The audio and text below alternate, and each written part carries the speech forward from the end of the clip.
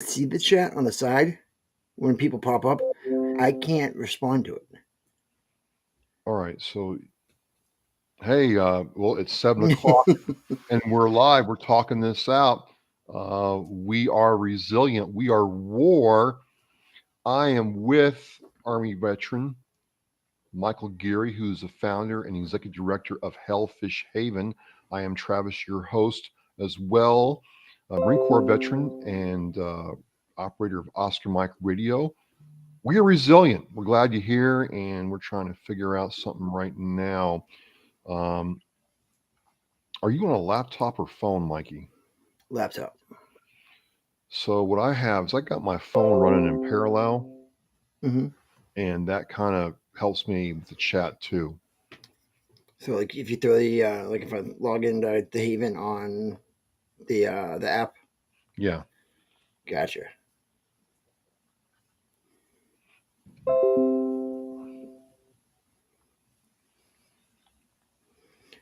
But then it won't like. Will you hear it talk at the same time, or is Oh, it like, what's going on here? Hang on, I'm just "Hey checking. Jimmy"? That was weird. Let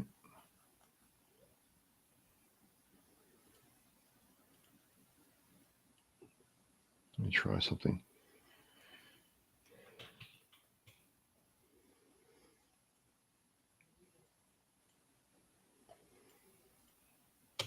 Hello. Come on.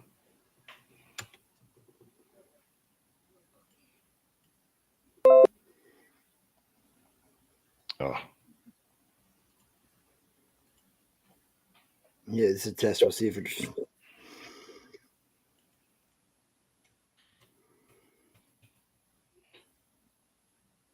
y'all broke the radio. Well, we're trying not to. I tried to do a high all and see nothing. Yeah. Gotcha. Whoop! I found us a couple seconds off, but I found us. All right. Don't know. Gotcha. Whoop! I found us a couple seconds off, but I found us. All right. Don't know. Mute that.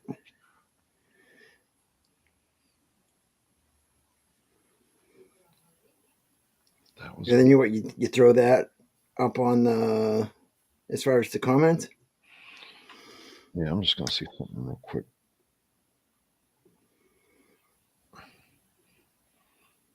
Actually, I'm gonna do this. This might crash this. Hang on a second.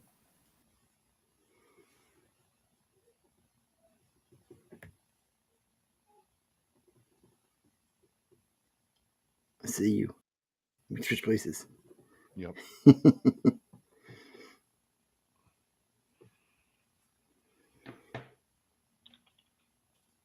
There we go. Okay. This is starting to work now.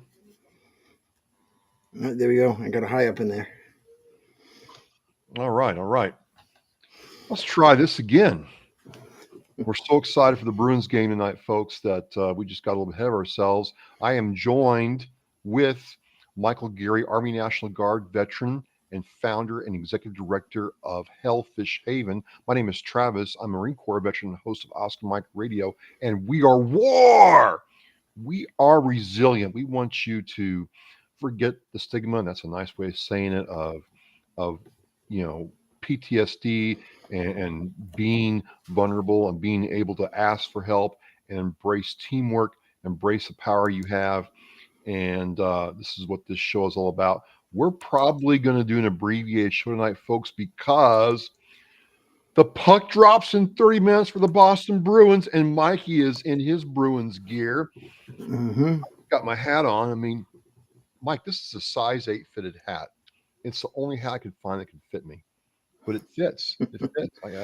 I was one of those Marines who had head problems and drove my staff and CEOs crazy. We've got Jimmy James checking in from Colorado, Barry Estevez checking in. How are you all doing tonight? So you had something cool to talk about tonight, Mikey. What did you want to talk about tonight? Well, the stuff that like does not seem normal anywhere but the service. Like the Okay. things that like the fact that you can have a group of guys like on my third tour, my guys were, the troublemakers, but they were still the ones that were called to fix a problem when something came up at 2 in the morning, like a door got broken, and they magically went down a hallway and found another door and replaced it with our broken door. We call that group the mafia, right? Lieutenant broke a Humvee mirror, or something got lost. It just magically got fixed. No one said anything, but you knew who those guys were, and you wanted them on your side when things got tough. Absolutely. Absolutely. Tactical fire stuff. Tactically, well, just let me ask you this: Do you believe in the saying that gear left adrift must surely be a gift? I believe that nobody steals equipment. They're just all borrowing the stuff that they lost.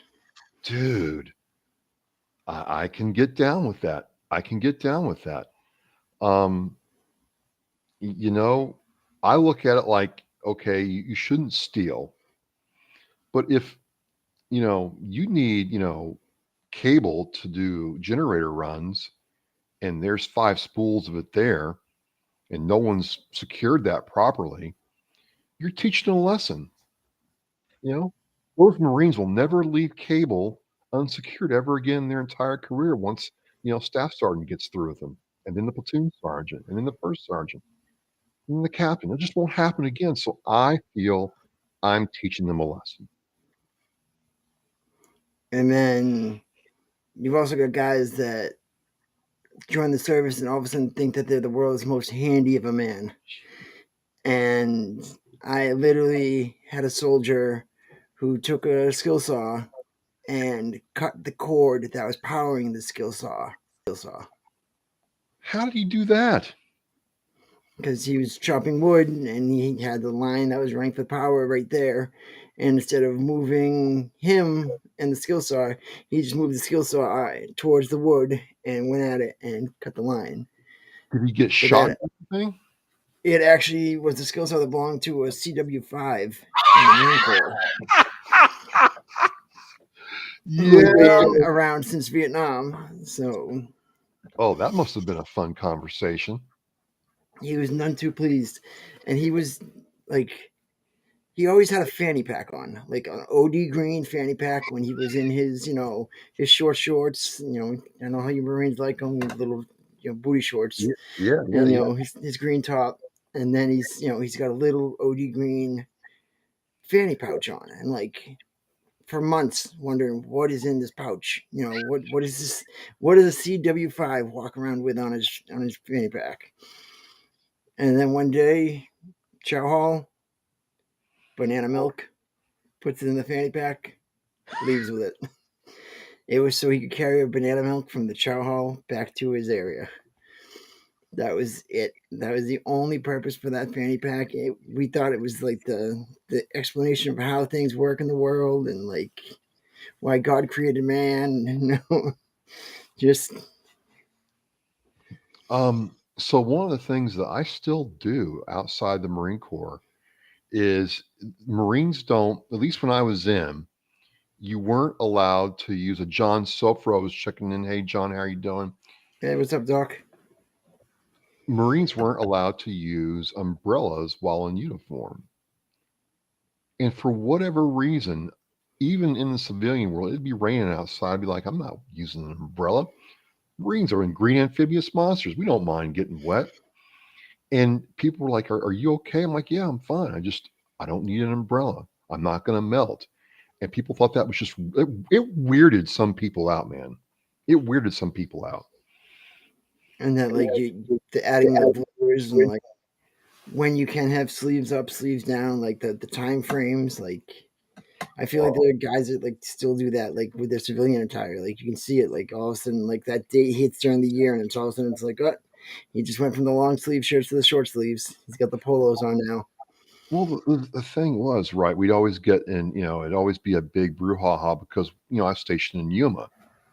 So it's like March and pegging 95 degrees. We want to put our sleeves up. And Cherry Point, Lejeune, even Pendleton were like, well, you can't do that yet. And we're like, "Sir, it was freaking bacon out here. Let us put our sleeves up." We didn't get an Almar saying you could put sleeves up. I mean, think about it. We're this elite fighting force, and we can't, we gotta ask for permission to change our clothing. It's crazy. You get that? Yep. I'm just trying to share it on the Hellfish page Alright. I'm gonna pop it here in the main for chat.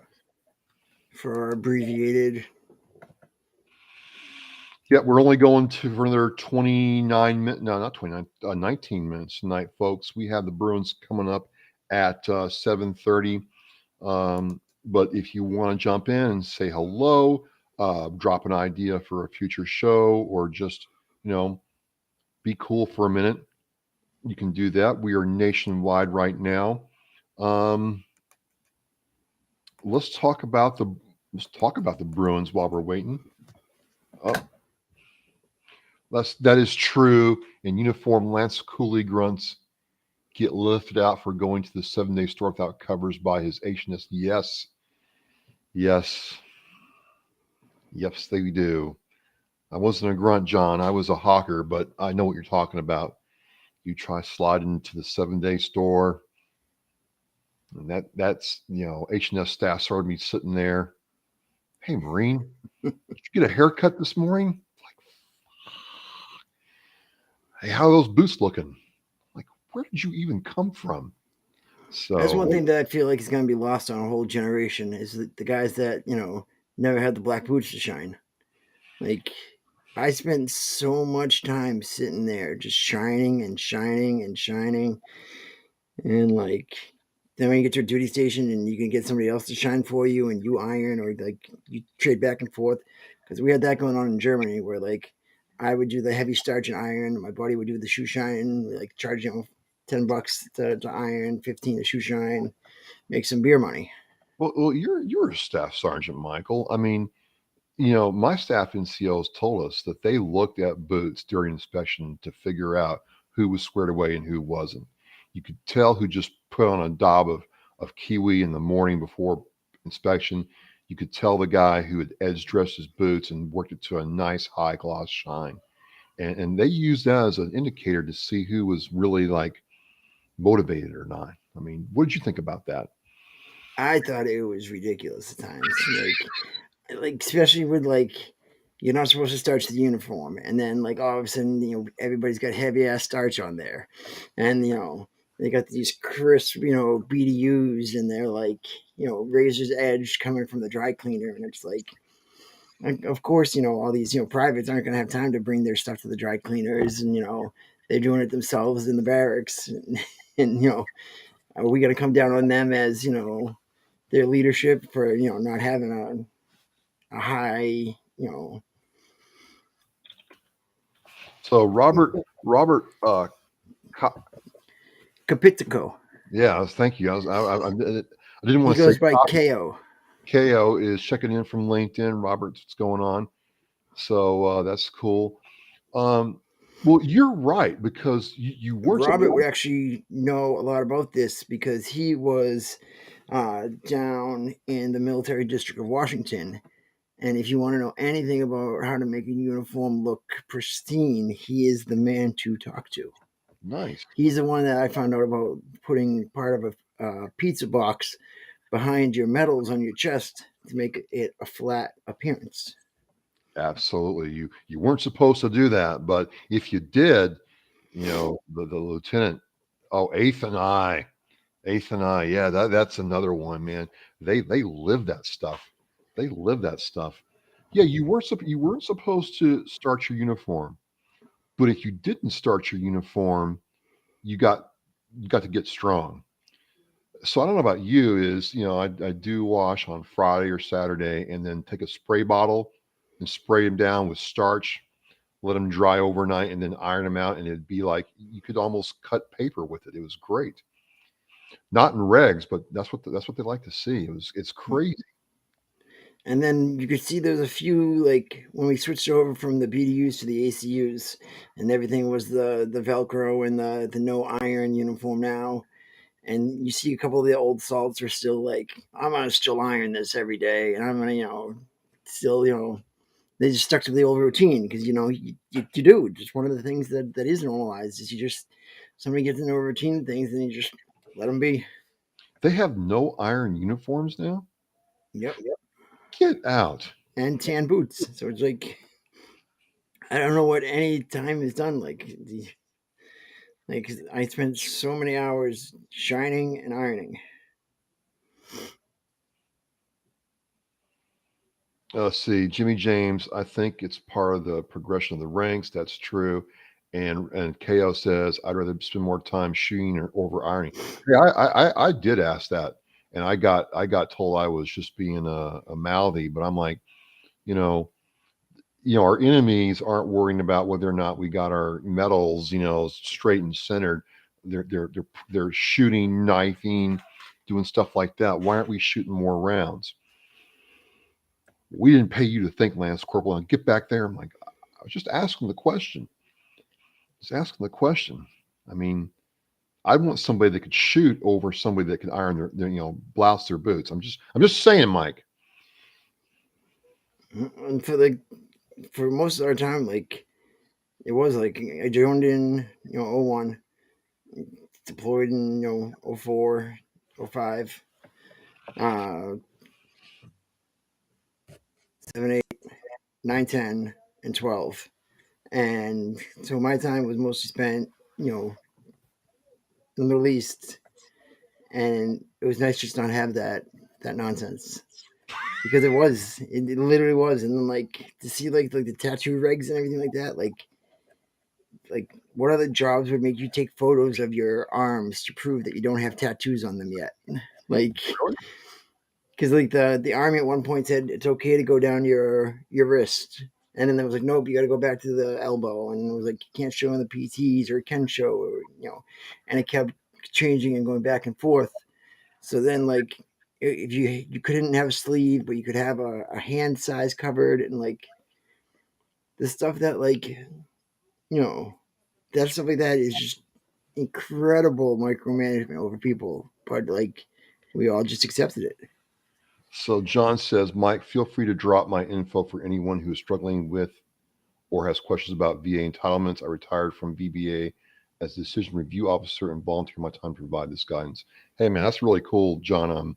A lot of people, get bad information or, use, outdated information to make decisions about their life. So that's really helpful. Thank you. Yeah, John's he's got a job from Operation Delta Dog as well. I saw him last week Oh up yeah, at the Sip and Sit event. It was a good time up there. Hidden Battles, Delta Dog. Uh, we all got together, got to chat with a lot of people. Had talk with some guys from the VFW in New Hampshire about hosting some game nights up there. all Do like right. a coffee and camaraderie in the morning, and then like a video game night in the evening. That's cool. That's cool. Um, let's talk Bruins real quick. I mean, that's why we're like all jazzed up and excited tonight. And constantly looking up at a clock. I know we got 11 minutes and counting. Boy, we're going to be out of here at 7:29. Sorry, folks. Um, what a good game on Monday night. I thought the Florida Panthers played hard, but you're seeing what the Bruins can do now. They're And it's really, good to see some support. It's not, you're not relying on, one or two shifts. It's everybody's, being a part of it. yeah. And it's not. I mean, poor Tuukka Rask. I mean, everybody thought he wasn't as good as Tim Thomas. But the reality was they didn't have anything around him. He had to be perfect almost every night during playoffs. And if you could go up on him 2 or 3 goals, you knew you were going to win or lose. But they got some support. They got going. Marshawn got the lucky bounce past Lions, but we took the goal and got it, man. It was just, and they were in the Panthers' offensive zone all night. It was great. We got Hey, Gail, welcome. We got Gail checking in. Hello, Gail. She's got a event coming up next month. We'll have some more info on that. Great to see you. But it's going to be an exciting time, man. What'd you think of the game? Oh, it was great. I mean, we were, of course, at the same time dealing with the baby who did not want to go down to sleep. Well, So I mean, what do you alternating do? back and forth between who's going to watch the kid, sleep and who gets to watch part of the game. John says he misses Don Sweeney's speed down the ice. Gail said, "How's it going, guys?" Gail, we're just doing great right tonight. All excited about the Bruins coming on in 10 minutes. We're off here in 9. Thanks for checking in. I'm just trying to check my schedule to get out to see you. You got your event in Haverhill, I think, right? Let me know, Gail. Make sure I get that information right. We're just having a great time. Just having a great time doing this and learn some stuff too. Um, And then, of course, this is also being Sexual Assault Awareness Month. Next week, we're going to cover Denim Day and, just share, some of the things that the military's put out over the last few years of that and, where they are doing more of unfortunately, a course correction on how things have been done because they have been improperly done in the service for years on that. And so now it looks like they're actually making changes that make sense and will get, protections that people need and will allow people to report and, share their story without being re-victimized and traumatized. I think something has to change. I think the military knows if they don't make change, change is going to be made for them, and they got to avoid that. Um, so when Robert Ko asked, "Hey guys, I want to ask a question. Seeing how you are so focused on mental illness and everyday healthy living, about a year ago, I started being in the green zone of my mental illness and worked on a vitamin line. I'd like to pass the info direct and see if you think it could be benefit the field." Absolutely. Yeah, Always willing to try out something. yeah. Drop it in the chat there, Robert. We'll check it out. That's a very interesting thought. I mean, because vitamin B12, people take that for, if they're feeling down or don't have any energy, if they have a vitamin deficiency, that can really affect your overall health. And is it B12 or B6 the one that gives you the wild dreams? I don't know if it's B12, maybe it's B6, but I didn't know anything that gave you uh, wild dreams. Yeah, very vivid dreams on one of the B vitamins. It's either 6 or 12. I'm not Really early. 100% on. So John's saying, well said. Also, early treatment of TBIs with hyperbaric oxygen therapy. Man, that's wild. Yeah, he was touching base on that about the oxygen therapy and like how to get it done and like how getting the government to pay for it and like so if guys have a question on that, John is your subject matter expert on that. And just getting learning different ways, how to like protect yourself and adding more tools to to the toolbox in order to protect yourself. Yeah, yeah, absolutely, absolutely. Um, let's see here. What do we else we got going on? Have the potential to so iron levels. Gotta eat that meat, man. Gotta eat that meat going. So yeah, Robert, definitely drop that in the chat. We'd be interested in checking that out. I think this is the cool thing. A lot of veterans are interested in whole body health and holistic solutions instead of just taking pills. Nothing wrong with prescribed medical treatment. I'm not saying that at all, but there's some pretty cool things out there naturally that can help you out too. So I'm always interested in learning more. It has. It's been nice to see like the different approach go from there's only one way to get it done to the meditation, yoga, like throwing all these to the mindfulness, the you know all of the different ways that you can treat and self care and body care.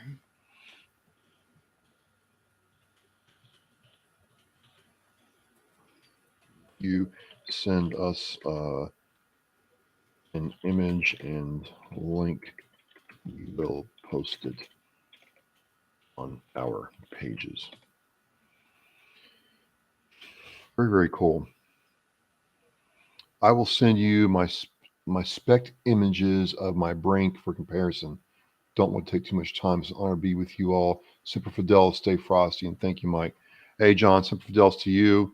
You take care. Glad you checked in. Would definitely like to understand how your brain looks. That's pretty cool. Pretty cool. Yeah, like he's got the images of like the before and after the hyper treatment, like the after the chamber, like the treatment and like how much like it changed and like he was like showing me the images on his phone. It was like absolutely wild. Like Man, it's just this is the thing that gets me, man. It just reminds me how much I don't know, and there's so much out there. There's no way one person can possibly know it all. It's just I didn't know about hyperbaric treatment for freaking TBI. That's amazing. So yeah, Modus. He says Modus is for what do you say? Modus is R&R's for nighttime, and Modus is for the morning. I don't know, Mike. If I took Modus in the morning just to try it out, maybe I should take it before a workout or a competition to see how good I can do. I bet be off the rails. Bet like when I'm trying to like focus on something and write something, it's like depending on how much caffeine I have, it's either I'm right at the right zone or I'm too jittery and I can't focus. It's right, like right. I just want to be because I feel like the energy drinks are that way too. Like overseas, we had energy drinks. Like one of them was Wild Tiger. It had nicotine in it. what? There was nicotine in the energy drink, non-FDA approved, not for pregnants. It said on the side in broken English, and then like they were coming from Saudi Arabia, and they were selling them to the soldiers. Like, and service members are literally buying cases of this shit. Like, it was $20 for 24 of them, and there was nicotine in them. And your officers or some staff NCO somewhere didn't lock that down. No, I literally watched a guy have a case race with another soldier with them. The guy literally drank 24. They were called Boom Boom Taka Boom. And like, if you look it up, it's literally this Boom Boom, like BOM Boom. One of the guys I was with on the second tour in Baghdad with 972 got the Boom Boom can tattooed on his leg because like he's like, this is what I think of when I think of Iraq. I think of this energy drink. It's amazing any of you guys came back from there. Who knows what they put in that stuff? No idea. And it's like we were just drinking them, and like I made a deal with my gunner because I was a team leader at the time, and I was like, I'll buy them, and I'll keep the cooler full of these. But anytime I yell Dickie Boom Boom, you got to come over and get one for me. And he was like, "Oh, absolutely, Sergeant." And then after like about a week or two of me yelling across like the base and seeing him, he'd be like, "Oh, she's trying to mack it to some girl." I'm like, "Dickie, boom, boom," and like he'd be like, "Oh," and come running back over. Like I was right next to the cooler where I could literally touch it and get it myself, but just to agree to his terms, I made sure that they Gail says, understood. I hope it wasn't horse pee. Uh, I don't know. I mean, we had in Yuma, it was Red Bulls. It was before Ribbits came out. Did you ever have Ribbit? Yeah, we got those through the supply chain. They would give you 2 rippers per day per soldier. So like if you had a platoon of soldiers, you would get just case pallets full. Like and it was like, here you go. And we'd have to hide them because guys would do the same thing and just sit there and like as soon as the mission brief would start, it'd be like, here goes a rip it, and there goes another one, and it's like these guys are just chugging them down. I think it's better than like what the guys had, at first, like in the invasion in like '04, guys were just like chewing no-dos Oh and yeah, like just eating like these diet pills. Like they were like, it was good for you to like stay awake 36 hours straight. And it's it's like, crazy. It's crazy. Hey, it's Keith Hayes from Sinister One. How you doing, Keith? Well, um, we usually go for an hour, folks, but it is Bruins playoff hockey. We are watching it, and the Bruins are a great supporter of veterans here in the Boston area. We'll be back next week. Maybe there'll be a hockey game on. We don't know, but We will see you next week. Just drop a line in the chat. We want to thank everybody for coming by. And we will be sharing KO's stuff with you later on as we go through and see what Deuce and R&R have to handle for us. That's right. That's right. All right. F the stigma. We are resilient. We are WAR.